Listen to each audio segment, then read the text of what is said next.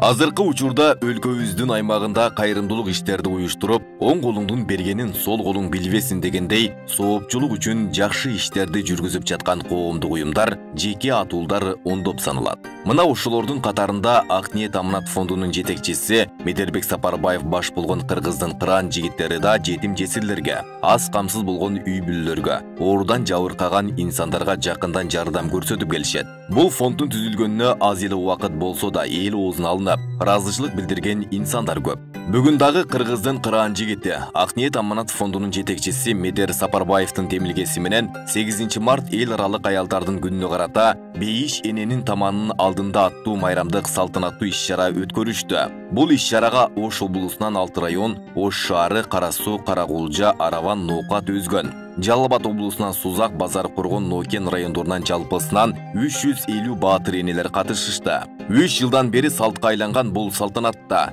энелерге майрамдык маанай тартуулоо менен бирге сый тамак үстүндө коомдук уюм тарабынан сыйлыктар берилди. Алыс жакындан келген энелер фонддун 3 жыл аралыгында аткарган иштери менен кыскача таанышып, жасаган иштерине ыраазы болуп ак батасын берип, алкап ак батасын беришти.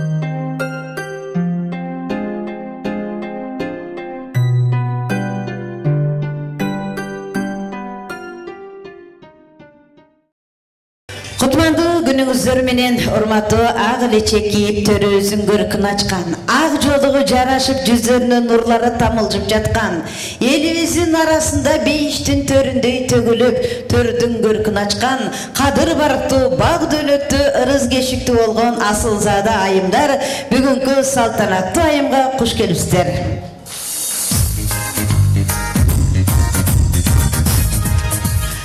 Салтка айлангандай мына ушул жалпы түштүк өрөөнү боюнча башы көрүнгөн кадыр барктуу бак дөөлөттүү апалардын башын бириктирип, Ак ниет аманат коомдук фонду сиздерден бата алып, дайыма жакшылыгыңыздарга күбө болуп, жеңилиңиздерди жерден, ооруңуздарды колдон алып, кайрымдуулук иштерди жасап, жан дүйнөбүздү байытып, жашообуздун кемчилигин жаап, канчалаган алгылыктуу иштердин башында жүрөт.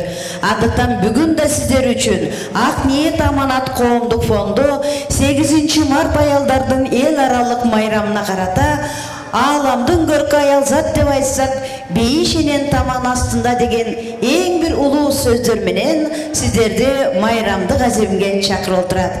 Андыктан дагы бир жолу Медер Сапарбаев уулуңуздар уюштурган Ак ниет аманат коомдук фондунун майрамдык иш-чарасына куш келипсиздер.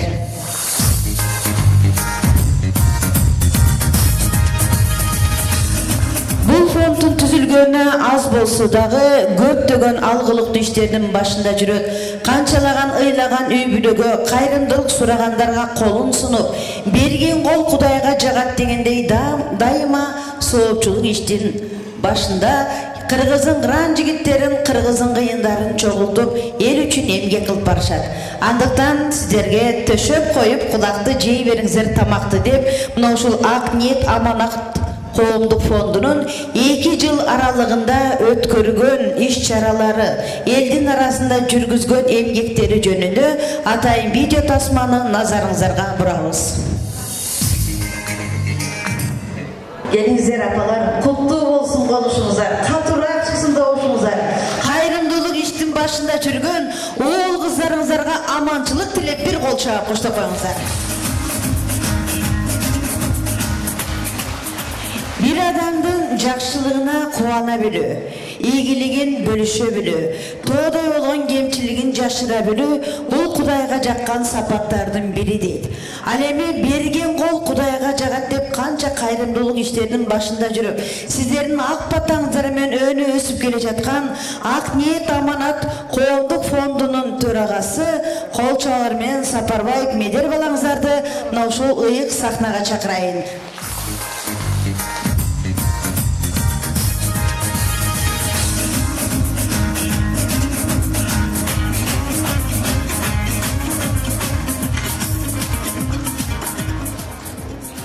Саламатсыздарбы, урматтуу апалар, урматтуу баатыр энелер. Баарыңыздардын жаз майрамыңыздар менен. Кош келипсиздер биздин Ак ниет аманат коомдук фондунун сый урматына.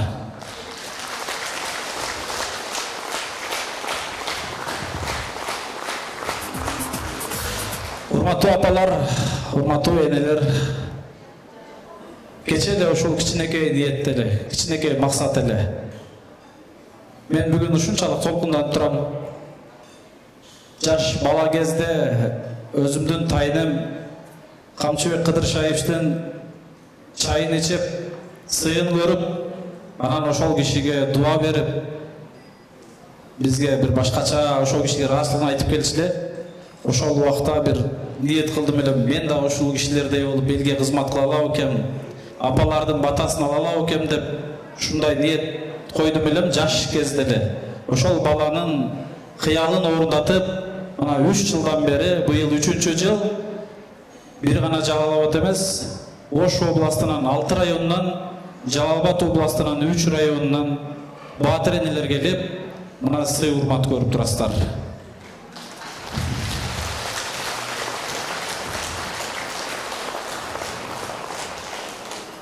Аябай кубанып турам, сүйүнүп турам, бир четинен өкүнүп турам. Жогоруда айтып өткөн тайынем 3 жылдан бери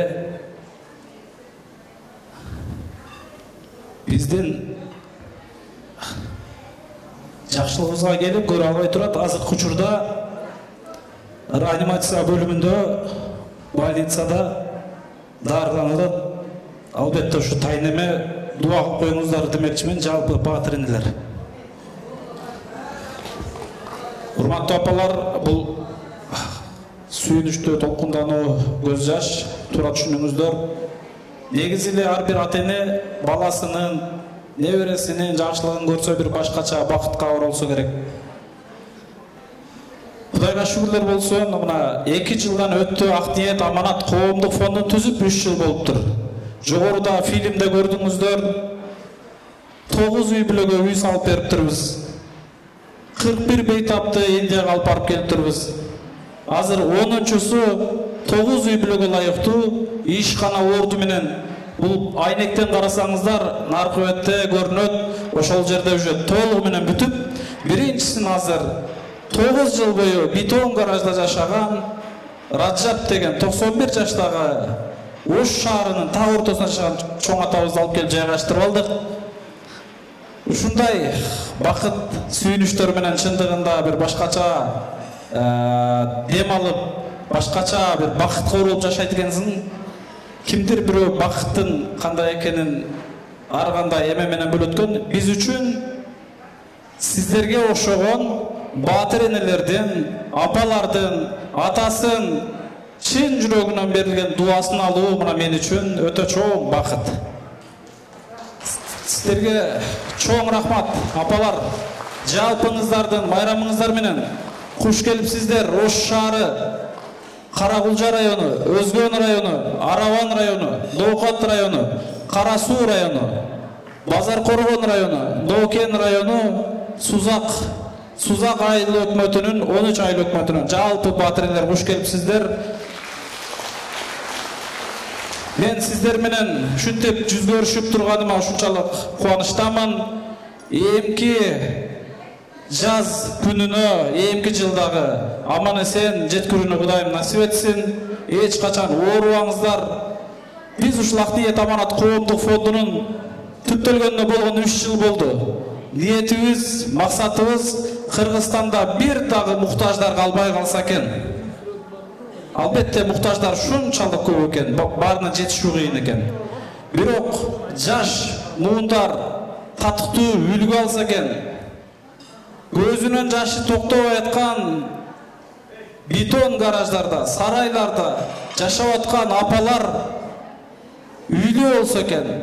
Ошол апалар качанга чейин арабтардан, түрктөрдөн үй берилет экен деп күтүп отурбастан, мына биздин кыргызымдын уулдары ошол апаларды үйлүү кылышына себепкер кылса экен деп, артыбызда бир татыктуу үлгү калса экен деп ушул аракетте жүрөбүз. Жалпыңыздарга чоң рахмат. Мына мени ушул татыктуу тарбиясын берген ата-энем отурат. Ата-энеме чоң ыраазычылык билдирем. Рахмат ата апа, эл улуу бол деп дайым ушундай жаш кезибизде бир кулагыбызга катуу айткан экенсиздер. Мына Кудайым буйрса кичинекей болсо дагы элдин кызматында жүрөбүз. Андан кийин мектептеги мугалимдерим ушул А тамгасын үйрөтүп, катыктуу билимин, сабагын берип койгон экенсиздер. Мына Кудайым буйрса сиздердин эмгегиңиздерди актаган аракетте жүрөбүз. Андан сырткары жогорку билимдүү коммерческий университетинин мугалимдери турат. Мына ушул эжекелерим дагы былтыр келе албай калды эле, быйыл мына эстеп чакырдым атайын. Бул эжекелериме дагы чоң рахмат айтам. Татыктуу сабагын берип, тарбиясын берип, негизи эле ар бир апаларга чоң рахмат айтам. Куш келипсиздер. Кудайым буйрса ушул иш-чарабызды биз салтка айландырып алдык. Кудай кааласа жылда сиздерди чакырып, сый тартуулап, дуаңыздарды алганы аракет кыла бермекчибиз. Чоң рахмат барыңыздарга. Жакшы отуруңуздар. Мендер уулуңуздарга бир кол чаап коюңуздар. Мына ушундай улуу максатты алдыга коюп, улуу тилекти коштоп, сиздердин ак батаңыздар менен тапкандарын элдин жакшылыгына, кайрымдуулук иштерге, соопчулуктарга арнаган уул кыздарыңыздар канча көп. Мына ошол ар биринин тапканында Кудайым береке берсин. Сиздердин ак батаңыздар менен өркүндө өсүп, ийгиликтер коштосун. Медерди ушунчалык тарбиялап өстүрүп, ыймандуу, мээримдүү, кайрымдуу кылып, өзгөчө бата берип өстүргөн тайенесине бир кол чаап, аманчылык тилейли. Алтын баш аман болуп, ден соолугу чың болуп, үйдүн куту төрдүн көркү болуп, ушул медердин балдарын кучактап отурган Кудай жеткирсин. Бир кол чаап коюңуздар. Ак ниет аманат коомдук фондунун жүргүзүп жаткан иштерине жергиликтүү бийлик өкүлдөрү да дайыма колдоо көрсөтүп, дайыма шарт түзүү менен бирге ар бир иш жүргүзүп жаткан иштерине алкоо менен коштоп барышат. Мына ушул бүгүнкү кубанычтуу күндө дагы Ак ниет аманат коомдук фондунун жалпы отурган залдагы аземде отурган апаларды куттуктоо үчүн биздин Жалал Абад шаарыбыздын вице-мэри Руслан Алтымышевич келип отурат. Андыктан сөздүн кезеги жергиликтүү бийликтин өкүлдөрүндө.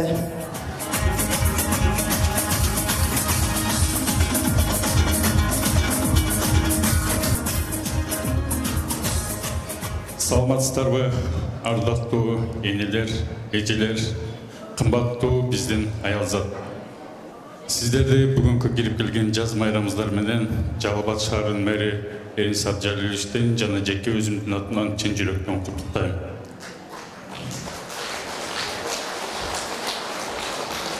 Кыргызда жакшы сөз бар. О адамзат, бул дүйнөгө келдиң го. Келип туруп эне сүтүн эмдиң го. Эне сүтүн даамдап көргөн ар бир кыргыз бул дүйнөдө эне сүтүн актаңыз. Демекчи, урматтуу биздин энелер, эжелер, эң негизгиси силерге чын ден соолук, узун бакубат жашоо жана ошондой эле эң негизгиси аялзаттын бактылуулугун каалап кетем. Ал эми бүгүнкү мындай иш-чараны өткөрүп жаткан Ак ниет кайрымдуулук фондуна жана анын жетекчиси Медер мырзага чын ден соолук жана иштерине албан ийгиликтерди каалап кетмекчимин. Дагы бир жолу майрамыңыздар менен чоң рахмат.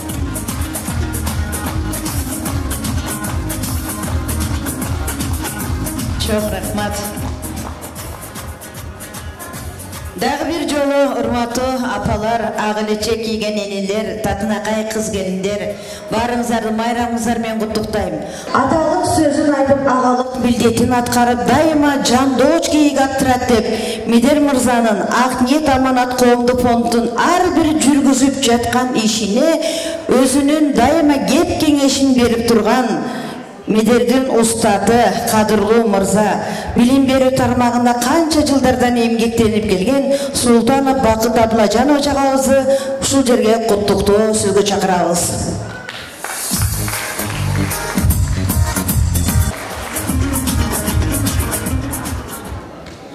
Ассаламу алейкум, урматтуу энелер, эжелер, жеңелер. Барыңыздарды бүгүнкү 8 март майрамыңыздар менен чын жүрөктөн куттуктайм. Энелер бар, бул дүйнө жарык. Энелер бар, бул дүйнөбүз шаңдуу. Энелер, сиздер үчүн биз жашап келебиз. Ошон үчүн дайыма ден соолугуңуздар чың болсун, оорубаңыздар.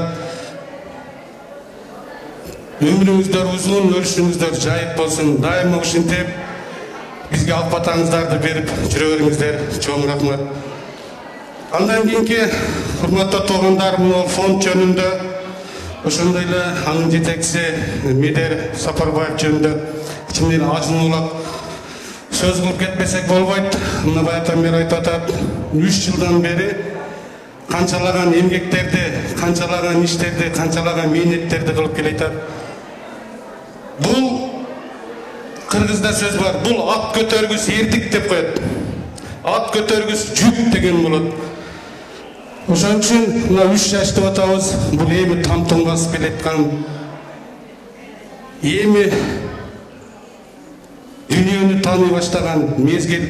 Кудай кааласа ушул фонддун алдында көптөгөн иштер болот. Өз айткандай 7 областка жанагыдай муктаждар комплексин курат. Медер ошол тилектериме жет. Кыргыздын сыймыктанган, биз эле эмес, бүткүл жалпы кыргыз эли сыймыктанган жигиттерден бол. Өмүрүң узун, өрүшүң жайык болсун. Ушул калыстыгыңдан, ушул адилеттигиңден тайбагын. Текеберликтен алыс болгон. Элиң сени канчалык жөнөкөй болсоң, элиң сени ошончалык көтөрөт, ошончалык колуна алып алаканына салат. Өмүрүң узун болсун, өрүшүң жайык болсун. Сендей жигиттер өзүң баштаган Ак ниет коомдук фондунун мүчөлөрүнө ден соолук балдар, ишиңер дайыма ийгиликтүү болсун, дайыма эл кызматында жүрөгүлөр. Келген меймандар, сиздерге чоң рахмат. Ушул Медер балабызга чын жүрөктөн, ак тилектен батаңарды берип, ушул Медерге узун өмүр, ден соолук каалап кетишиңерди мен чын жүрөктөн суранам. Дагы бир жолу майрамыңыздар менен чоң рахмат. Чоң рахмат агай. Агайга бир кол чаап коюңуздар. Мугалимдин мээнети кайтканы, окуткан балдарынын турмуштан ордун тапканы дейт. Устат менен шакетке бир кол чаап коюңуздар. Бүгүнкү салтанаттуу аземди атамгадан баштап Алтын Уядан канат каккан, келечектин муундарын тарбиялап жаткан, Медерде уулдарга билим берип, илим берип, туура багыт берип, Алтын Уя болгон мектепте эмгектенген ардактуу кесиптин ээлери мугалимдерге атайын ыраазычылык баракчасын тапшыруу үчүн Сапарбаевди бул жерге сактаага чакырам. Медер Сапарбаевга бир кол чаап коюңуздар.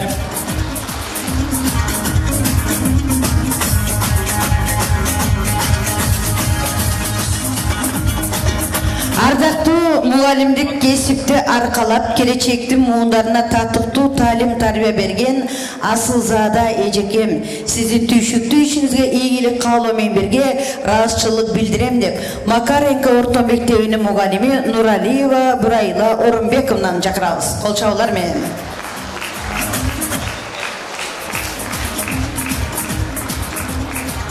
Кол чаап коштоп турабыз. Нуралиева Бурайла Орунбековна Медердин 1-класстан окуткан мугалими, атамганы тааныткан, ааламга жол баштап, караңгы дүйнөгө жарык чачкан эжекебизге бир кол чаап коштоп туруңуздар. Мына ушундай эле ыраазычылык баракчасы Макаренко орто мектебинин мугалими Култаева Рахима Төрөбековнаны чакырабыз. Төрөбаевна.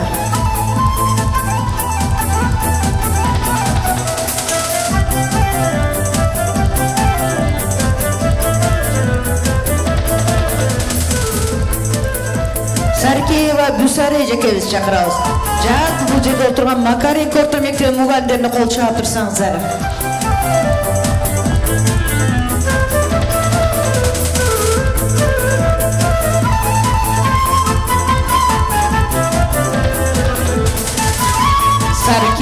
Гүлсара эжекебизге кол чабуулар менен.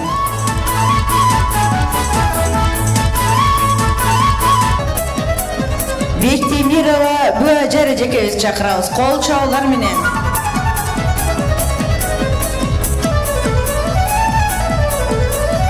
Макаренко орто мектебинин ардактуу мугалимдерге, келечектин муундарын тарбиялаган, кызыр жолаган, Кудайым колдогон инсандарына өзгөчө кол чаап туруңуздар.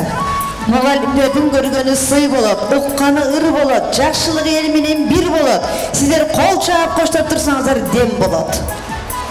Кадырова Гүлзара Бекташовнаны чакырабыз.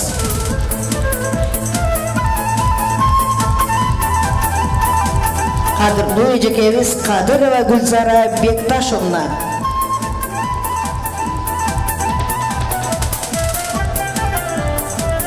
Апышева Батма Кайдыевнаны чакырабыз. Ардактуу мугалимдик эсикти аркалап, келечектин муундарына татыктуу таалим берген эжекебизге таазим этүү менен майрамыңыз кут болсун. Батма Кайдыевна Апышева эжекебизге кол чабуулар.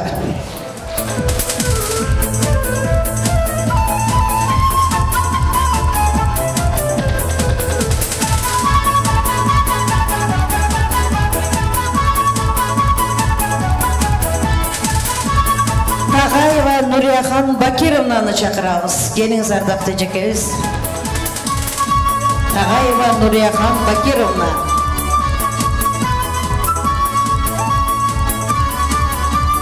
Рыспаева Батма Алтымышевна.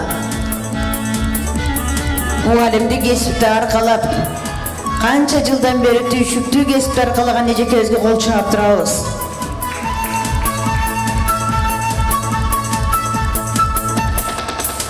Түмөнбаева Гүлнар эжекебиз.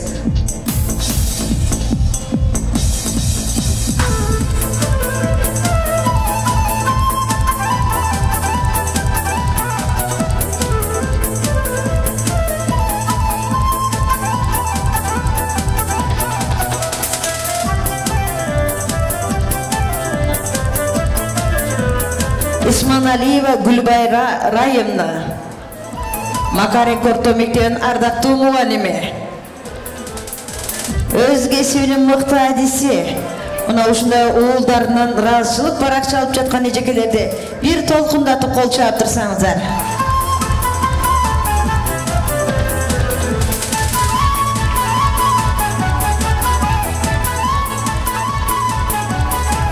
Садыкова Назгүл Базарбаевна. Макаренко орто мектебинин көрүнүктүү мугалимдерине кол чаап турабыз.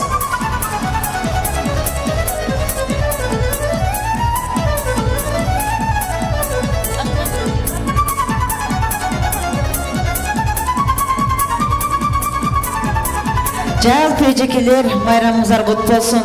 Медерди уулуңуздар сиздерге окшогон улуу мугалимдерге таазим этип, ак жолук башыңыздардан түшпөсүн деп, жолук да болсо жолго жакшы, ыраазычылык катып, баракчасын коштогон тартуубузду кабыл алыңыздар.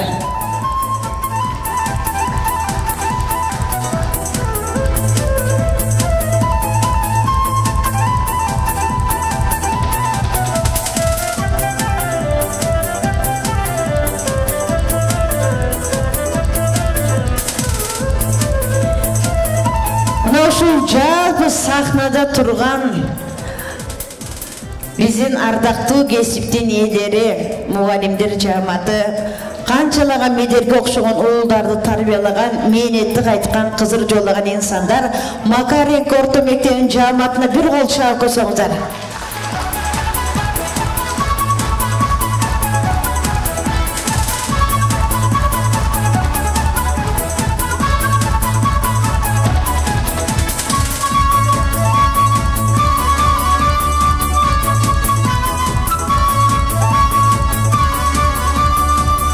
Келиңиздер эжекелер, мына ушул тарбиялаган уулуңуздарга дагы ыраазычылык баракчасына коштоп, ыраазычылык сөздөрү коштоп коелу.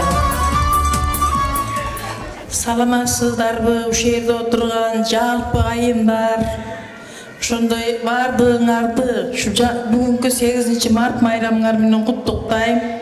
Ушу майрамды уюштурган медердин ömrü uzun bolsun, örüşü jayık bolsun, den soğluğu temirdey beken bolsun, baktısı alatoday büyük bolsun, jamandıktan alыс bolsun, daima taza suday tunuk bolsun. Men şunu kaalayım şu balaga. Mага birinci atamгасын үйрөткөн, мына жанында турган Бурайлы эжекебиз, анан мен бүтүп атканда ушул мектебибиздин директору Рахим эжекебиз турат.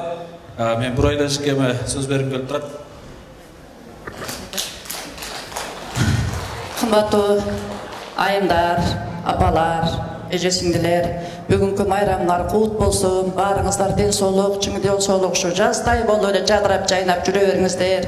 Бардык жамандыктардан алыс болуңуздар. Бүгүнкүдөй дайым майрамдагыдай баалай калайын баарыңыздарга. Майрамыңыздар менен дагы бир жолу сиздерге. Анан кийин ушул баарыбыздын башыбызды чогултуп, ушинтип майрамдык маанай түзүп аткан бизге Медер уулума рахмат чоң. Ушунун өмүрү узун болсун, дайым ден соолук берсин, ишинде ийгилик болсун, дайым жолун ачык кылсын. Ушу не тилек максат кылса келечекте ошо максатына жетсин. Ошону тилектешпиз баарыбыз. Тилейбиз ошону дагы. Эч качан жамандык көрбөй уулум, ушинтип эле элдин керегине жарап жүрө бер. Бардык адамдардай, ушу кийинки балдар, кыздар барыбыз ушулардан неме көрөйлүк. Ушулардын андай ак ниет, ак көңүл болсун да, ниети таза адамдар көп болсун артыңан. Балдарың да сендей болсун, бактылуу бол. Сен дагы.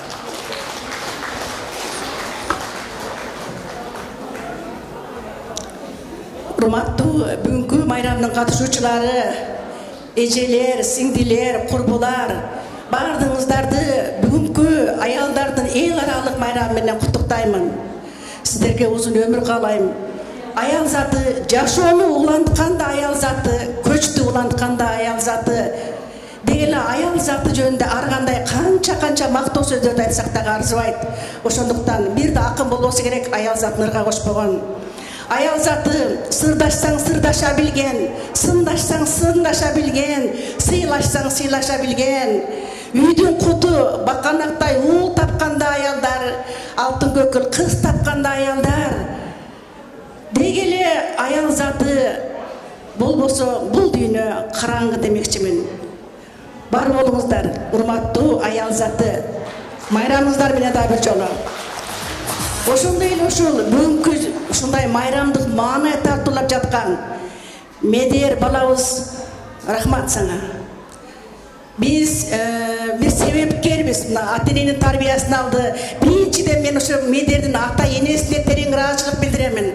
Ушундай баланы уядан учурган, ушундай балага мээримдүү, ушундай жөнөкөй, кичипейил, элпек кылып тарбиялаган, баягы уядан эмнени көрсө бала куш ошону алат дегендей, кандай тарбия алса бала ошондой болуп чыгат да. Биринчиден ата-эненин тарбиясы, ата-эненин ролу чоң. Ата-энесин биз билебиз, айылдагы абройлуу, ушундай башы көрүнгөн, эл оозуна алынган адамдардан. Дегеле ошон үчүн мен айтат элем Медерди, дээринде бар бала, ата баласы. Биздин берген билимибиз бир кичине гана себепкер. Biz kançalagan okuşlarga bilim beremiz, bирок бардыгы эле Медердей болуп чыкпайт. Ал нарагында дээринде болгон нерсе экен да. Медер мектепте окуп жүргөндө эле ушундай жөнөкөйлүгү менен, кичипейилдүүлүгү менен, анан балдарга окшоп бир шоктонбойт деле болчу, чырлашпайт деле болчу, мушташпайт деле болчу. Ушунчалык токтоо, ойлуу жүрөт эле. Мен ойлойм ушу Медер ошондой эле мектепте окуп жүргөндө эле ушундай өзүнүн бир сыр сандыгын ачып алып, bir sırdığı dünümünün bağırlaşıp can dünyasını gengitip uşunday bir gödönün göğüt tutuşurgan nükeyinde oylayın da oşonda bir jakşıoğu oy жүгүртүң башталган экен деп ойлойм да. Ошо мектепте окуп жүргөндө эле бир балдардан айырмаланып турчусун да.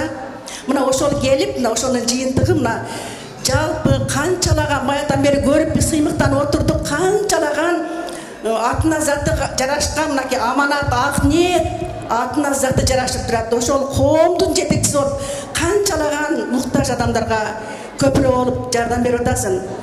Бул эрдик сен үчүн. Биз сыймыктанган, биздин окуучубуз ушундай экен деп биз да аябай толкунданып сыймыктанып отурдук.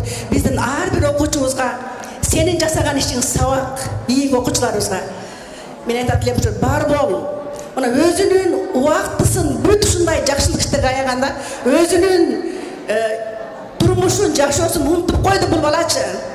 Мен айтат элем ушу бүгүнкү жалпы энелердин батасы дейт, үй бүлөлүк бакыт каалайм балам сага. Үй бүлөлүк бактылуулук каалайм.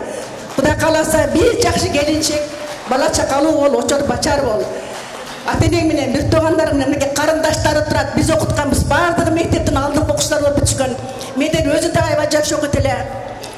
Эң жакшы үй бүлөлөрдөн дайыма бар бол. Байрамыңыздар менен да бир жолу. Чоң рахмат, урматтуу жаамат, баарыңыздан тилегиңиздер кабыл болсун. Бүгүн бизде түштүктүн бардык тармагынан келгендерде каалоо тилектери бар. Андыктан ушул ынтымактуу коллективге Райлеже баарыңыздарга аманчылык каалайбыз. Өзүңүздөр айткандай, сиздер тарбиялаган баланын пешенесине ак жолтой периште туш келсин, келиндин колунан чай иче турган, неберени жетелей турган, шүгүр деп айта турган күндөргө Кудайым жеткирсин. Бар болуңуздар, сыйлыгыңыздар кут болсун.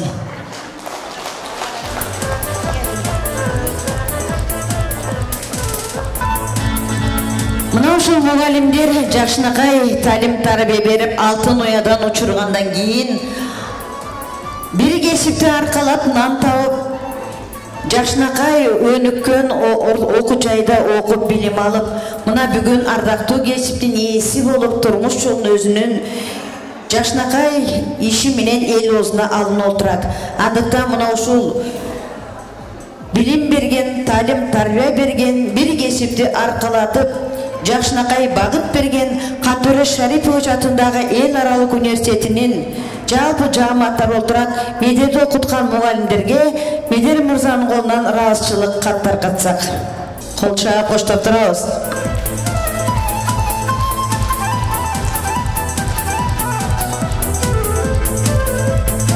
Кантөре Шарипович атындагы эл аралык университетинин бухгалтер аудит бөлүмүн бүтүрүп, мына бүгүн шотту да жакшы кагат, элден де пайда табат, элген тапканын элге берип, ак бата алып өркүндөп барат.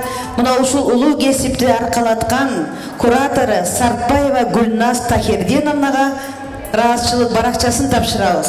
Ардактуу мугалимди кесипти аркалап, келечектин муундарына татыктуу талим тарбия берген Асылзада эжекем, сиздин түйшүктүү ишиңизге ийгилик каалоо менен бирге ыраазычылык билдиремен. Сартбаева Гүлназ Тахирдиновна эжебизди кол чабуулар менен чакырабыз.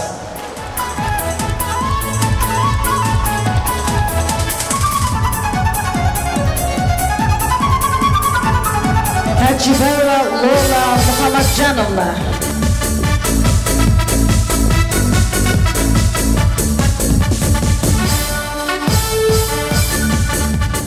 Таджибаева Лола Мулажановна.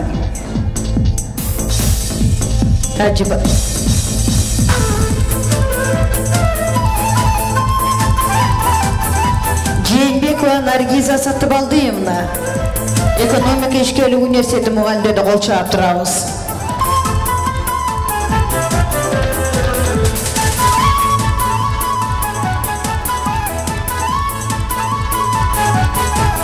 Сариева Сапаргүл эжекебизге бир кол чаап коштоп коюңуздар.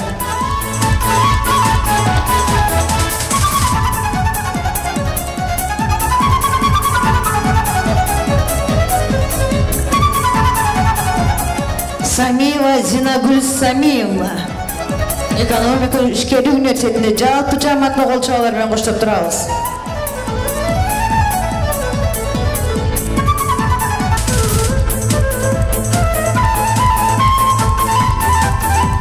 Таджибаева Лола Мулажановна.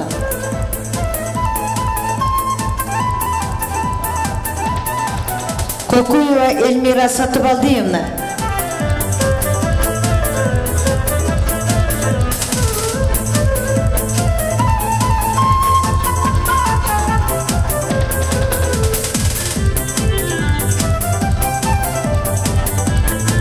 Капарова Гүлзат Токтогуловна.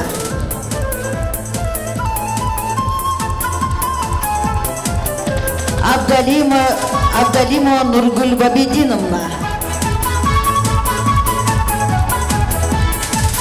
Чойбекова Айсара Нуркамиловна.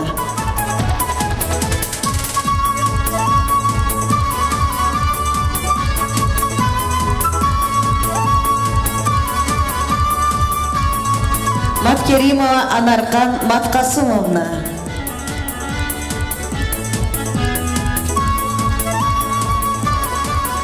Хантөрө Шарипович атындағы ел аралық университеттің мұғалімдеріне медерге талим тарбиерген ежағайларға қол шап тұрсаңыздар.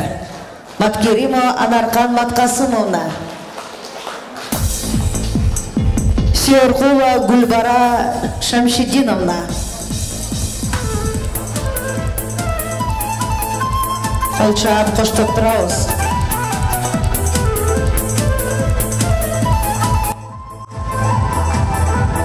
Бүгінгі аземге мынау шоғырай жашынақай ежекелермен берге кел отырған ардақты ағауыз, көптігін жаштардың ұстаты данышманығыз, Қантөрө Шарипович атындағы ел аралық университетінің проректоры, педагогика илимдерінің кандидаты Омошев Төлөгөн Кеңгер өсті. Күшілер құттық досығы шақырауыз, жана Хамарабаев Абдрасул Абсатаровичті. Келіңіздер, құрметті ағалар, мынау шыл ынтымақты коллективден жақшылының қоштығын проректорға да бір қол шағын қоштық қойсаңыздар.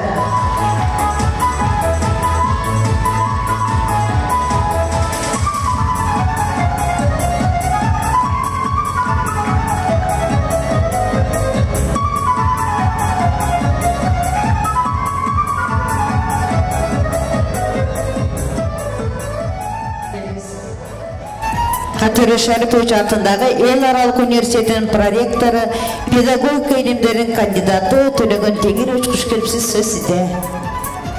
Қарындашым, урматтуу бүгүнкү аземдин катышуучулары, мына бүгүн 8 март деп аялдарды урматтай турган, сыйлай турган улуу күндө бул жерде топтолуп отурабыз. Адегенде ушул аземди уюштуруп аткан ушу медериним мына бүт аял затын чакырып бүгүн ыраазычылык билгизип, чай берип, ак батасын алайын деп жыйнап отурат. Мындай аялдарды сыйлоо бардык жерде бүгүн өтүп атат. Мына атайын ушул күндү эл аралык күн деп белгилеген экен. Мынау башка элдер бир күн ушул аялдарга көңүл бурса, менин айтайын дегеним, кыргыз эли аял затына ар күнү көңүл бурат. Анткени кыргыз эли ушу аял затын сыйлап, дайыма жогору баалап, ар дайым өзү менен кошо эң кеңешчи адам катарында алып жүрөт. Аны биз бардыгыбыз тарыхыбыздан билебиз. Мына эл башчылары, хандар, канчалаган хандар өткөн. Ошолордун жанында ушу байбичилери дайыма кеңешчи болуп, ошондон жакшы талим тарбия насаат алып, ошонун аткаруусу менен элди башкарып келишкен. Ошондуктан урматтуу айымдар, ушу сиздерди, ушу биздин Қантөрө Шарипович Токтомаматов атындагы жалпы университеттин жамаатынын атынан ушу бүгүнкү эл аралык майрамыңыздар менен чын жүрөктөн куттуктайбыз. Сиздерге чын ден соолук, узун өмүр каалайбыз.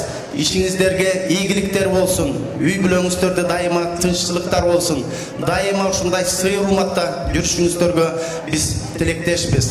Анткени аял затына эки жумуш туура келет экен. Мына эркектер бир гана сырткы жумуш менен жүрсө, азыр бүгүнкү күндө аялдар сырткы жумушту дагы, үй жумушун дагы кошо аткарып, чалдыктым, чарчадым дебестен ушундай коомубузга ар бир үй бүлөгө өзүңүздөрдүн эмгектериңиздерди тартуулап келатасыздар. Сиздерге мына жасалып жаткан мындай сый урмат бул аздык кылат. Өмүр бою дайыма ушундай сый урматта балдарыңыздардын жакшы күндөрүн, небере чеберелерибиздин тойлорун көрүп, жакшы күндөрдө ойноп жүрө беришиңиздерге биз тилектешпиз. Урматтуу айтайын дегеним, мына жерде аялдар мына биздин коллективдагы билим бердик деп, талим тарбия бердик деп ушу медерге, мына медер өзүнүн ыраазычылыгын билгизип, биздин аялдарга дагы ыраазычылык каттарын тартуулап атат. Чындыгында мугалим дагы буба мөмөлүү дарак дегендей ата энеден кийинки эле өзүнүн тарбиялап өстүргөн баласы ийгиликтерге жетишсе сүйүнүп турат экен, кубанып турат экен. Өзү ошол нерсеге жеткендей чоң бакытка бөлөнүп турат экен. Мына бүгүн биздин коллективде ушундай сүйүнүп атат. Мына биздин алдыбызда Макаренко мектебинин мугалимдери сүйүнүп, өздөрүнүн ыраазычылыктарын билгизип, баласын куттуктап кетишти. Ошол сыяктуу эле экинчи чоң тарбиясын берген мына жогорку окуу жайдын ага эжекелери дагы биз бүгүн ушу уулубуздун ушундай ийгиликке жетип, элге жакшылыктарды тартуулап атканын көрүп, биз дагы сыймыктанып атабыз, кубанып атабыз. Ошон үчүн Медер мына бизде эң жакшы окуу бүткөн алдыңкы студенттерибиздин бири.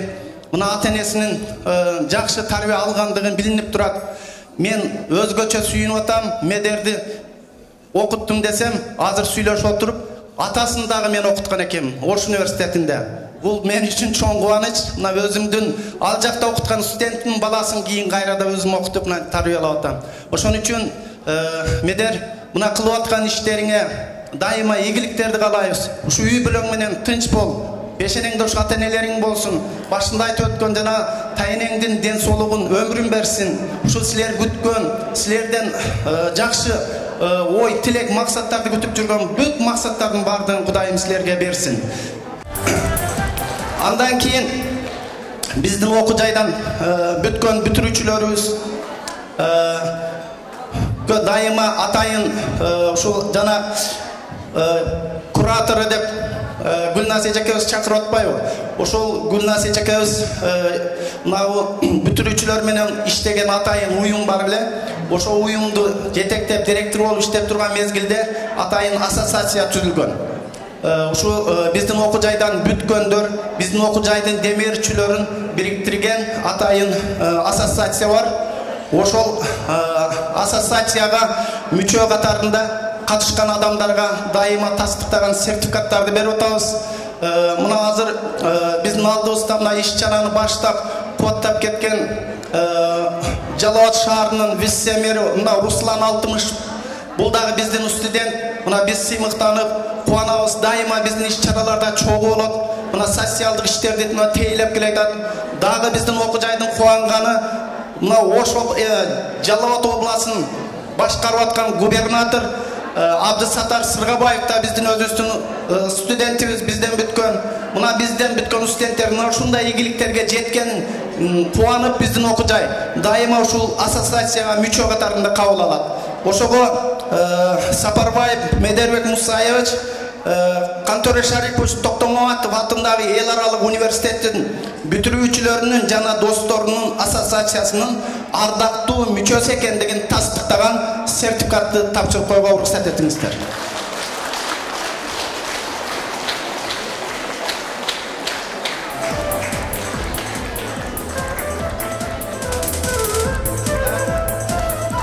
Кошумча мына ачпайлы коюм, мындай пакетибиздин ичинде ушу биздин окуу жайдын таржымалын берген, ошо биздин окуу жайга тиешелүү болгон атрибуттары мына жерде мына значогу, эмблемасы да турат, баардыгыңыздарга таанымал. Мына ушул сумканы да кошо берип коелу.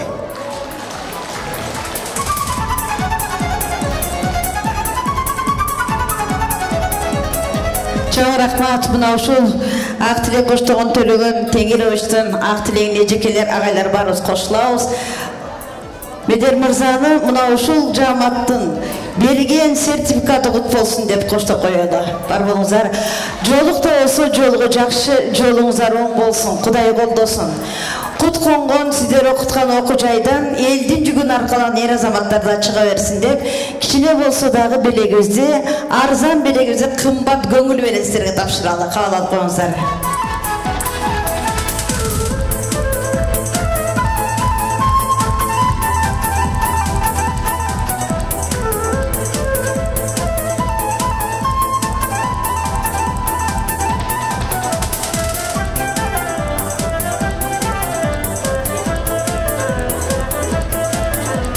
Gelingizler.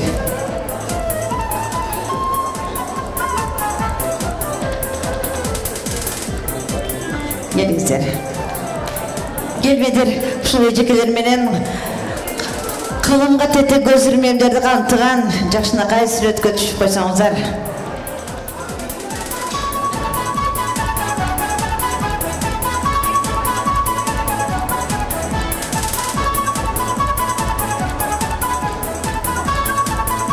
Бар болуңуздар, мына ушул төрүбүздүн көркүн ачкан, омай энедей көрүнгөн, бейиштин төрүндөй төгүлгөн, кайсы жерге барбасын Медердин ар бир жакшы ишине алкап ак бата берип турган, пайгамбар жашын ашып, небере чөбөрөнүн балын татып, төрүбүздүн көркүн ачып олтурган, жүрөктөрүнө ыр толкуп барат, жүрөктөрү 18-де калат. Атына заты жарашкан аял зат фольклордук топ олтурат. Коомдук жана мамлекеттик ишмер канчалаган алгылыктуу иштердин башында турган. Заманыбыздын курман жан даткасына болгон ардактуу эжебиз Анаркүл Машаевна баш болгон жааматты мына ушул жерге чакырабыз. Кол чабуулар менен ыр дүйнөдөн чачыла чачкан, ак маралдай керилип баскан, жүздөрүнөн нур тамылжып аткан, алды 80-ге барса, арты 70-тен асса дагы 8 жашар кыздардай кылыктанып баскан аялзат тобуна кол чабуулар менен Анаркүл эже башкы ыйык сахнага чакырам, келиңиздер.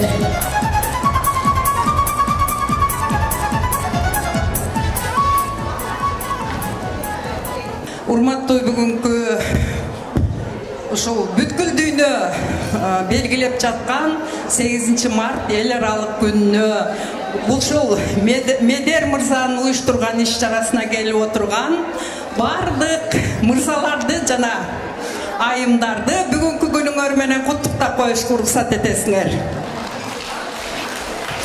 Медер жөнүндө эми мен айтпасам деле баары белгилүү болду да.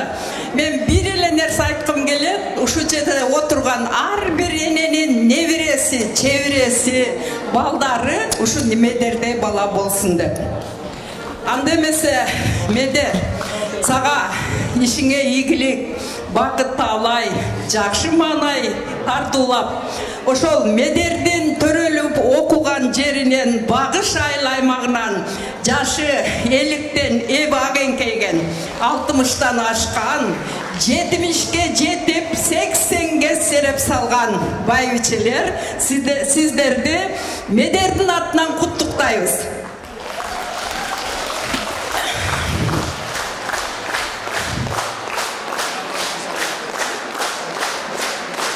Анда сиздерге ушул аялзат фольклордук тобунун солисткасы Базарбү байбиченин аткаруусунда кыргыз элимде тынччылык болсун, кыргыз жеримде токчулук болсун, барчылык болсун, дайыма аттын үстүндө жигиттерибиз ушу оюн салып жүрсүн деп жаны барым, гүл сарым. Урматтуу айдар, аябызга берейин.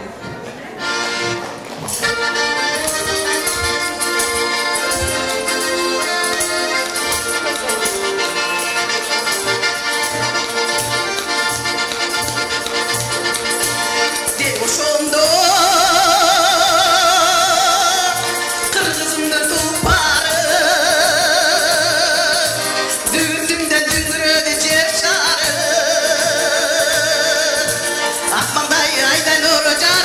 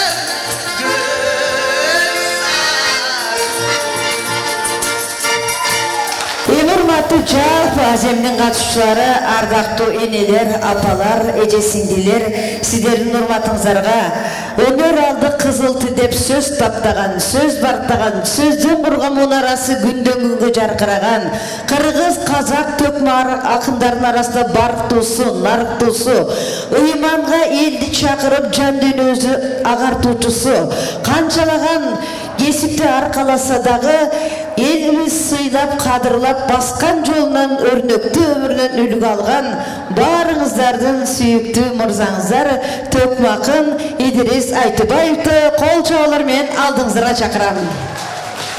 Сөздүн берметин терип барабыз, мойнуңуздарга шууру кылып тагабыз.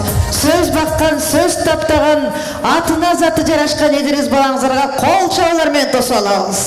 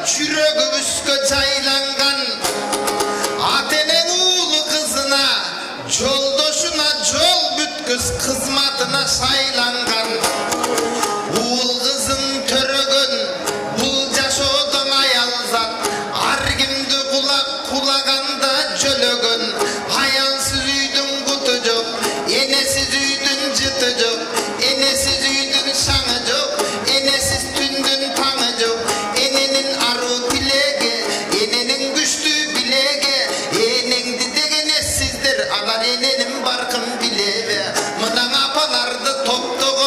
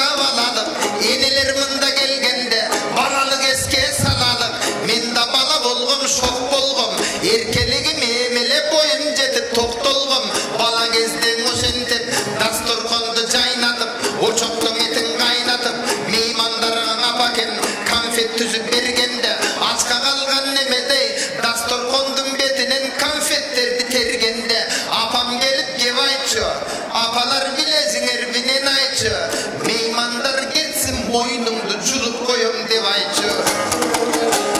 Анысы го тамаша, эл күлсүн деп мынакең айтып атам жараша. Тандырдан нандың үзүп алып, дасторконго тизип алып, эми жейин дегенде, жакындап жакын келгенде, анда дагы кеп айтчу, Айшене билесиз менен айтчу, биринчи эски нанды жегиле, жаңысын эртеге жейсиң деп айтчу. Медер доскоң окшошуп, досторум сырттан келгенде, чыгасың бүң Идрис деп шу деп свистогун бергенде, аны дагы апакем угуп калчу шерменде, апамдын айткан кептерин унутпаймын эчеле, эшиктен достор чакырса, чык эшиккен Идрис эрлерин келди дечеле. Айтор апамдын ар бир сүйлөмө, көркөмдүү кылып дүйнөнө, медердей мендей балдардын алдын өгөсдөй сүйрөдү. Ата деген асмандан кенен инсан эмеспи, апа деген деңизден да терең инсан эмеспи, бактылуу болсун балдарым деген инсан эмеспи, бир кезде бизден артканын жеген инсан эмеспи, кубаттаган жөлөгөн эң ак бешикке бөлөгөн. Мына биз келгенде дасторкон жайып турган эмеспи, көңүлүңдү кубантып алып турган эмеспи, башым ооруп атат деп койсоң таблеткадан пайда жок, алаканын коюп алып айыктырган эмеспи.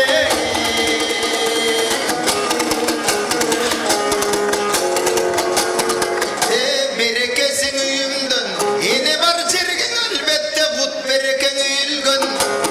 Алтындай болгон апалар, мынабындай урматсый жалпың арган аталар, ардактап эле турсаңар алар күн өткөн сайын жашарар. Мына сыйлап аткан фондунан кыз жигиттер кызматта так секирип ордунан, ушундай жамаатка жамаат берилип кетсин батаңар. Энелерди сыйлаган элдин уул кыздары, аманат фонду силерде узак өмүр жашаңар. Эмек экрандан бизди көргөндөр, бизге көңүл бөлгөндөр, мен эркектерге кайрылам, аял затын сыйлабас жигитти көрсөм кайгырам. Андан эркектерге суранам, төрт түрдүң аял заттарын ардактасаң албеттен аткарганга кубанам. Биринчи аял өзүңдү тарбиялап төрөгөн, ак бешикке бөлөгөн энең болот эмеспи? Ар качанда жашоодо берип келген кеңеште, биринчи аял апаны ардактайлы, сыйлайлы, эненин айткан бир сөзүн эч качан эки кылбайлы. Экинчи аял сен менен бир энеден төрөлгөн, бир бешикке бөлөнгөн, эжең менен карындаш, бир тууганың эмеспи? Эжең мынан ар качан берип келген кеңеште, эжең менен карындаш, урматтагын, сыйлагын, сагынып кетсең эжем деп, качан сизге жетем деп, үйүнө баргын, ыйлагын, эң апаң атаң ардактап, бир тууганың карындаш, эжелердин ардактап үйүңө чакыр жыйнагын, ананда жиениңдин сылап башынан, мээримдүү болгон жашыңан. Ал эми үчүнчү аял сен үчүн төрөлгөн аял эмеспи? Күйөөгө чыгып сен жака жөлөнгөн аял эмеспи? Абышкан кандай экен деп алыс кетсең абалым, сураган аял эмеспи? Уул кызың төрө берип аркандан, урпагыңды мушинтип улаган аял эмеспи? Андай болсоң эркектер, аял заты пайгамбар бир сөзүндө кеп айткан, билесиңер менен айткан, аялыңар аманат Аллахтан гана деп айткан. Дал ошодун сыңары аялыбыз аманат, кыянатты кылбасак, акылдуу болуп аялды тез сөгүп тебип урбасак, аялың менен бир жашап, бактылуу болуп жыргасак, адашпаган туптуура дилде болуп жашасак, айкөл болуп чалкыган дилде болуп жашасак, бул жашоодо бир жашап, бейиште да бөлүнбөй бирге болуп жашасак. Ал эми төртүнчү аял эркектер, бул өзүңдөн төрөлгөн кызың болот эмеспи? Артыңдан эртең басалган, сен келсең эшик ачалган кызың изиң болот эмеспи?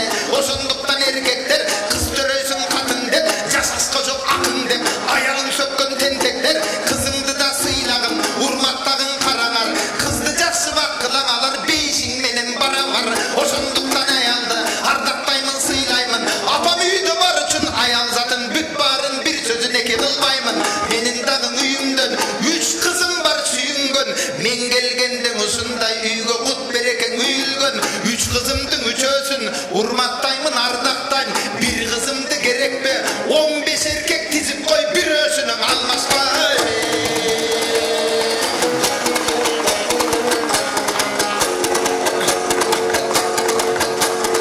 bir kolu menen beşikti bir kolu menen düğününü termetip kelgen eneler can düğününü kuvantı ve degdetip kelgen eneler emgegindin el biletsilerge kimdir tengeler apalardın aytpasam akındık beker meneger andan altınday bolgan apalar emi tayaktın eki jagı var jakşıları köp birok jamandары dagı var ansedagın aytayın eneler kulak salыңар ahir zaman degen özgörgönün göz gördü oşol çaktın az munçaң aytı ötüm sözdördü egerden erkek buzulsa buzulat eken üy bülö egerden ayal buzulsa bütünдөй koğum buzulat unutpastan jürgülö oşonduktan eneler tilegi misken assaken ösüp atkan kızlar köp esi bardan erkelebe eteklerin jaksaken azır 18'den ötkөndür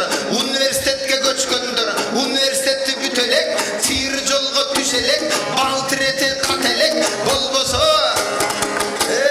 internettin alışıp kıyşandaşıp bileşip internetke salışıp soykuday olup jürgön var jürögüm jaman güygön var jırtışımdı giyip alıp kalagaным bilip alıp kıyşandaşıp baskan köp jırtışımım mınday koy beli menen gökürök büt jarmın açkan köp tuyak akın kep aytkan bilesiңер menen aytkan akır zaman gelerde temirdi jiptey örösüң oturup alıp üyüңdö düýnönүн bарын görösüң akır zaman gelerde adepsiz çıkıp baldarың bolbogondu bolturat kүйögө çıkpay kızdarың üyüңdö törüp olturat damoşonun sыңары usul zaman ушундай карап турсаң эчеркен kızdarың kalbay kuturbay kızdarың bolso soykудай baldarың bolso timelle mıkaçı olup soyçuday jaman jolgo baratkan telefonda karasam baлекетти жараткан кече күнү карасам кайдагы мына банкынан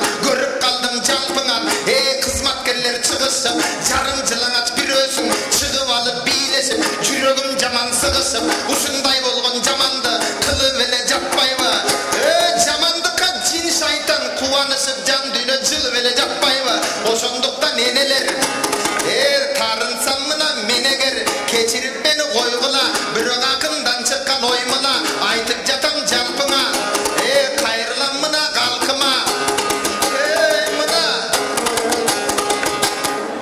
үй кыздарыңды барыбыз бир аз тизгиним бир аз тарталсак кызым кыйшаңдабай жүргүн деп адеп ахлак айта алсак анткени бир колу менен бешикте бир колу менен дүйнөнү терметип койгон энелер азайып бүгүн баратат бир колу менен бешикте бир колу менен телефон кармап алган келиндер жүрөгүмдү канатат балдарыңа татыктуу тарбияны береле ошондой кылсаң экен деп аллах жараткан экен энени азыр жаман жолду мынаке баштап аткан аял бар акчаны го мындай кой өз баласын көчөгө таштап аткан аял бар ошондуктан улуулар мына акын айтсаң угуу бар суранамын жалпыңан улуу кечүү канкыман аял затын аздек деп тарбиялап коелу мына мындай айтылган жамандыкты жоелу көп узатпай анда бир акындын токтосунчу жомого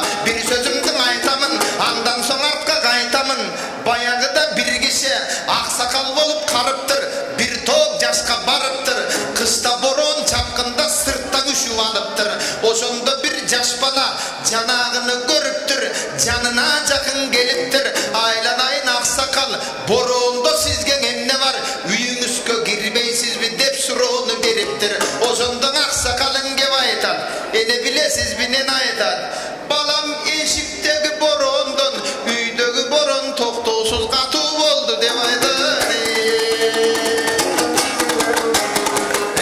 кыргыздан айткан болмакан эми кечең өчпөгөн жакшы аял борондогу боз үй болот эмеспи жаман аял боз үйдөгү борон болуп мынаке жамандыкка теңеште ошондуктан апалар акын айткан кептерде кубаттаңар колдоңор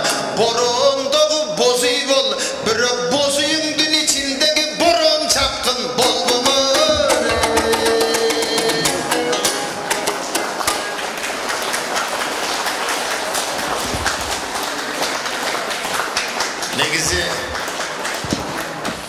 Кыргыз менен Казакка гана энчиленип берилген төп макымдык өнөр. Көпчүлүк жерлерде барасың, ырчыларга назар саласың, флешканы берип, готовырды коюп, анан микрофонду өчүрүп коюлу, ырдап атса ишенип анан кол чаба беребиз да. Негизи өчүп болчу да.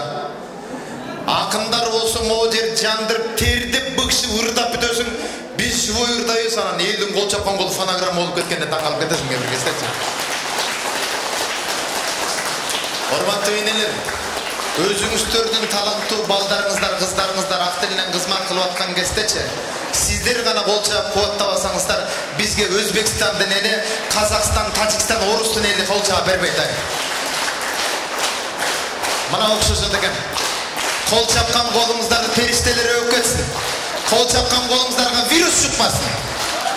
Кимде ким кол чаппаган болсо, илайым ишиңер мага түшпасын деп. Ай, тамаша. Негизи, урматтуу энелер, апалар бар болуңуздар. Менин атым Идрис, жанагы эле төк макым балаңызмын. Баягыда бир эне өзүнүн кичикей баласын издеп таппай калып, каякта жүрөсүң Медер деп кичине баласын издейт экен. Ошентип баягы баласы кошунан үйлөн чуркап келет. Медер каякта эле ишен десе, жанагы жаш бала экен да, апа мен кошунан үйүндө жүрөт элем да. Ey balam, koşunan üyüne kire verbe, koşunanın da özünün baldarı köp, batırine o baldarı köp, özünün ızıçusu, özüne çetet kirme balam, sen girsem caman görüp dese, ana kişiden beder apasına karab, caman görbey, men girsem jakşı görüp, apası daim men girgende mağa karab, gel, tör göt, özü seninle jetpey da delen deydim işte o kadar. Ansınlarımday bugünkü Meder dostluğun moğunday saltanat işçarasına bir bosu men jetpey atsam gerek deyip jetip geldim sizlergeçe. Mayramınızlar mutlu olsun. Apaları köp yaşanızlar. Batırenelerden suranam. Cana aralap gel atıp batırenelerin töş belgilerini görüp kaldım. Batıreneler ana töş belgileri de bugün ele takpayçı, günde takkılaçı. Men toyga vargandaçı. Batırene var mı desem murda 5-6 çıkat ele. Azı olsa 2-3 azayıp paradat. Anan batırene ova kança 10'du töredim. Batırene degen medal algansın mı? Algan kanası. Üyde değil. Yine üydemez takıp çür. Günde tak. Oturuşka veçirge, bütçerge koşunan üyüne takıp gir. Ana medalımdı görgen kelinler suhtanıp, havas kılıp, men dağı şunday alsam ekenler niyet kılsın da sandığa salıp koysunlar. Mağana verip koygular. Çan ne kılasınlar? Alı bay. O sondan yemiki kol çağlardı. Baldardın 7-8-10-11-12'ni törügen batırenelerge köp yaşasın. Cana batıreneleri köp çıksın de bir kol çağpazlar. Mayramızlar mı? Kol çağıp koştup koyumuzlar.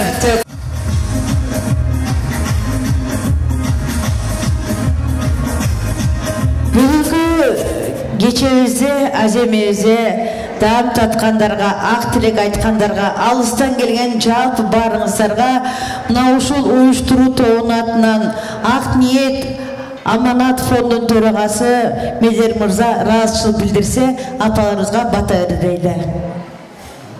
Рахмат Урган эже. Урматтуу апалар, зериктирип коюп атыппы? Убакыт узап кетиптир, Эгерде зериктирип, чарчатып койсок, кечирим сурайм алдын ала.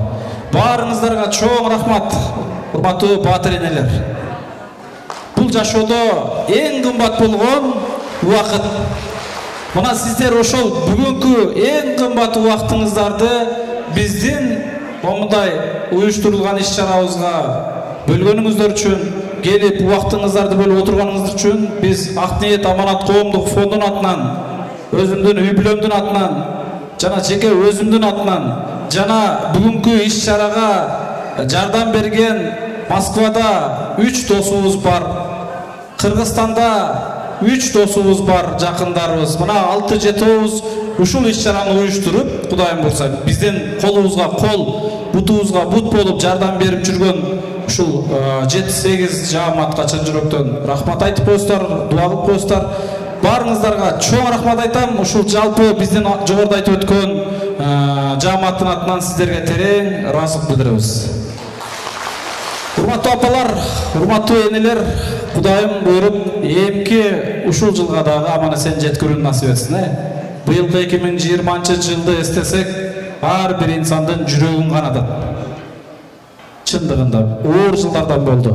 Бирок мына ошол жылдарды, момундан өткөн дагы кыйынчылыктарды башыңыздардан өткөрүп, бизге мамлекетти бүтүн кыргыз элинин ушундай үрп адат салтын бүтүн бойдон бизге тапшырганыңыздар үчүн чындыгына терең ыраазычылык билдиребиз. Сиздердин мындан мурунку басып өткөн кыйынчылыгыңыздарды биз билбесек дагы туябыз, сезебиз. Сиздер бар болуңуздар апалар, бейиш эне таманасына дейт, энелер эч качан оорубасын. Энелер үчүн, апалар үчүн биз канча кызмат кылсак дагы аздык кылат. Жалпыңыздардын дагы да бир жолу майрамыңыздар менен. Эгерде кемчилик бизден кеткен болсо, кечирим сурайм. Чоң рахмат баарыңыздарга. Анан мен кыскача айта кетсем, бул жерде бүт бардыгы чындыгында мага жакынсыздар. Ар бириңиздерди мен алыс жакын кылып бөлбөйм. Бардыгыңыздар жакындысыздар, бирок сөз берүүбөй калды деп таарынбаңыздар, суранычы. Кап этпеңиздер. Кээ бириңиздер чакыра албай калсам дагы кап этпеңиздер. Кийинки жылы дагы ушу капа болуп аткан апаларды чакырабыз буюрса иншалла. Рахмат барыңыздарга, келип бергениңиздер үчүн.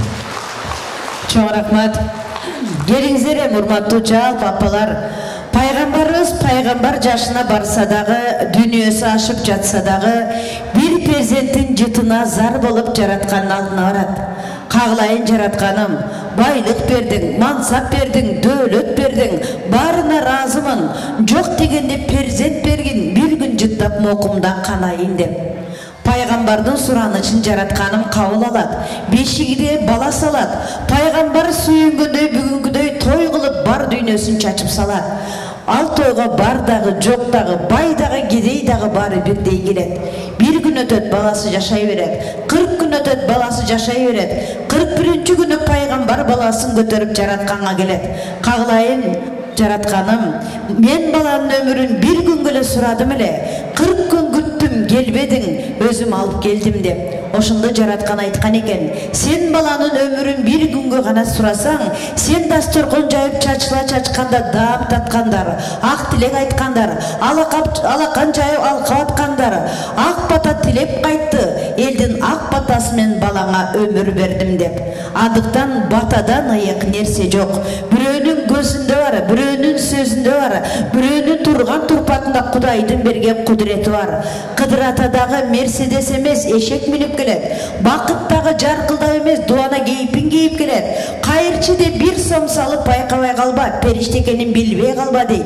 Кайрымдуу, кечиримдүү, сабырдуу адам Кудайга жагат, бирок бардык нерсени пейилден табат. Элдин оозуна салса Кудайым кабыл алып тилектер аткарылып барат. Андыктан медер азыр айтып кеткен, соопчулук иштерди оң колунун бергенин сол колун билбесин деген, жүрөктөрү таза, дилдери таза, пейилигенен жоомарт, март жигиттериңиздердин медер баш болгон. Бардыгын ак тилеги кабыл болуп, өмүрлөрү узун болсун деп, мына ушул апаларым бата берет. Assalamu alaikum апалар, эжелер, сиңдилер. Бүгүнкү майрамыңыздар менен куттуктайм. Сиздерге, ишиңиздерге ийгилик, үй бүлөдө бактылыкту каалайм. Дайым жакшы ушу чай эме чай ичип жүрө берели. Салоглай медер, сага рахмат, өмүрүң узун болсун. Бактылуу бол, сага жарашкан, ыймандуу, акылдуу кыздардан түшкенсиң. Сизге да рахмат алып баруучу. Өмүрүң узун болсун, бактылуу бол, иштериңе ийгилик, тапканыңарга береке болсун. Урматтуу ушул кеченин меймандары, бардык энелер, апалар, ушул жерге келип ушунчалык майрамды бизге тосуп берген ушул балдарга, ушу кызмат көрсөткөн жигиттерге чоң рахмат дегим келип турат. Ушунча энелерди башын бириктирип, бизге ишерге чай берип сыйлап атышат. Силер бизди сыйласаңар, силерди Кудай сыйласын. Кудай берерден кыспасын. Ушул жерде отурган бардык энелерди, апаларды бүгүнкү күнгү майрамыңар менен куттуктайбыз. Келечегиңер кең болсун, заманыбыз тынч болсун. Бала чакабыз менен, эли журтубуз менен Кудай өзү колдосун. Мына быйылкы жылда жакшы жылдар болуп атат. Мындан бияка дагы жакшы жылдарды көрөлүк. Şu baldarımızga rahmat, ömürleri uzun bolsun, rızkılar uluk bolsun, baktılуу yaşlardan bolup ösüp önüşe versin. Rahmat balam, rahmat. Urmаттуу батыр энелер, курбулар, эже сиңдилер, кыздарым, бардыгыңардын ушу ушул бүгүнкү өтүп аткан майрамыңар менен куттуктаймын. Мына уяктагы айткандай бардыгыбыздын башын бириктирип, кайрымдуулугун дагы кылып, ушулардын катарына бизди дагы кошуп, ушинтип бардыгыбыздан бата алайын деп ушул балабыз бардыгыбыздын башыбызды бириктирип бир дасторконду даамсыздырып отурат. Бул балабызга мен Алладан суранып кетем. Ушул жерге канча кадам басып келген адамдын бардыгы ак тилек, ак ойлорун айтып атат. Ошолордун батасын Алладан суранып кетебиз, ушул балага тийсин. Кызмат кылган кыздарда, ушул бизге ийилип чай сунган бала чакаларыбызга, кыздарга бардыгына Алла Таалам узун өмүр, чексиз бакыт, иштеринде ийгилик, албан мактоолор болсун балдарым. Бардыгыңар ушул бизге окшоп, ушул кызмат кылгандардагы батыр эне болушуп, элдин керегине жараган жаштардан болсун. Бардыгыңарга ыраазычылыкты билдирем. Амин. Ушул паталар бардыгы Алла Таала ушул айткандарыбыздын бардыгы кабыл болсун, заманыбыз тынч болсун, наныбыз кенен болсун, балдарыбыз аман болсун. Төрүндө биз буройлу сый урматын көрөлү. Кудайым бөөдө кырсыктарын сактасын. Аллаху акбар. Рахмат кызым, сага дагы чоң рахмат. Бар жоктон бар экенсиң. Кудайым өмүрүң өркүндөй. Келиңиздер эми ак тоюңуздардын, жакшысыңыздардын алып барып чыгатары баарыңыздар бирге. Амин. Урматтуу медер, башыңа оомат колсун, тапканың берекелі болсун, жигит бирим жолдосун, Кудайым колдосун, не тилесең тилегиң кабыл болсун. Ылайым эле пешенеңе ак жолтой периштери бол, уул кызды бол, өзүнчө шаар бол, элдин жакшысы, эрдин башчысы бол. Дайыма баскан жолуңда жакшылыктар коштоп жүрсүн. Кудай буйруса сенин жакшылык иштериңе ортоктош болуп жаткан жигиттердин да тапканы жакшылыкка буйрусун.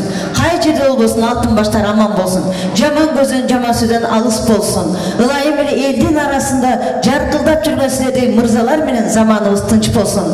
Урматтуу коноктор, 70 адам келсе 7 кызыр, 7 адам келсе 1 кызыр дейт. Бүгүнкү ак тойго жакшылык аземге канча адам келип даам татса, дал ошончо береке берип, канча адам ак тилек айтса, элдин оозуна салып, Кудайым кабыл алып жакшылыктар коштолсун. Эл башчы менен элдин ортосунда биримдик болуп, табигаттын бөөдө кырсыгынан, ызычудан Кыргызстаныбыз алыс болсун. Казылбай жаткан кендерибиз, касиеттүү ыйык жерлерибиз өзүбүздөн кийинки урпактарга буйрусун. Биздин заман, урматтуу апалар, бар заман, бардыгына тең заман. Көңүлүбүз тойбосо, бар заманда жок заман. Жокту бир жолу айтсаңыздар, босогон аттап алат. Экинчи жолу жок десеңиздер, төрүңүздөрдү ээлеп алат. Үчүнчү жолу жок десеңиздер, бар баракетинин баарын чачып салат. Андыктан бир сындырымдан бир уттам суу жетерин, ошол да Кудайдан экенин унутпай баралы. Ыймандын жолуна түшүп, пейилибиз түз, ниетибиз калыс, дилибиз таза болуп Аллага жагалы. Тапканыбызга береке берип, кырманыбыз данга, дасторконубуз нанга, корообуз малга толуп, алтын башыбыздын аманатын Кудайдан тилип алалы. Ак тойдун ырыскысын таткан, Алладан ыраазычылык тапкан, тирүүлүктө көңүлдү таап, бири-бирибизге жакшы сөз айткан күндөр көбүрөөк болсун деп ниет кылалы. Ылайым эле заманыбыз тынч болсун. Заманыбыз тынч болуп, жакшылыктар коштолсун. Мына ушундай жакшылыкка жайылган дасторкон жыйылбай, жакшы тилек менен келген элдин аягы тыйылбай, көрүшкөнүбүз жакшылык күндөр, көргөнүбүз сый болуп, укканыбыз ыр болуп, жакшылыгыбыз бир болуп жүрө берсин. Амин деген сөздүн өзүндө касиет бар. Жүрөктөн чыгат, жүрөктөн түнөк табат. Амин деп алакан жайган пенденин үнүн Кудайым кабыл алат, тилектер аткарылып барат. Андыктан бүгүн айтылып жаткан тилектер, берилип жаткан баталар бары кабыл болсун дегендер жаш карысына карабай амин деген сөздү оозуна алат.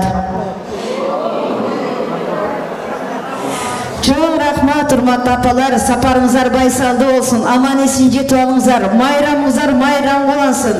Мына ушул бүгүнкү баарыбызга шарт түзүп берген Хан Сарай ресторан администрациясына, музыканттарына, тейлеп жаткан улан кыздарга ыраазычылык билдиребиз. Бар болуңуздар, оң колду өйдө көтөрөбүз апалар. Кийинки жылда 8-мартта жолугушканча, саламатта болуңуздар.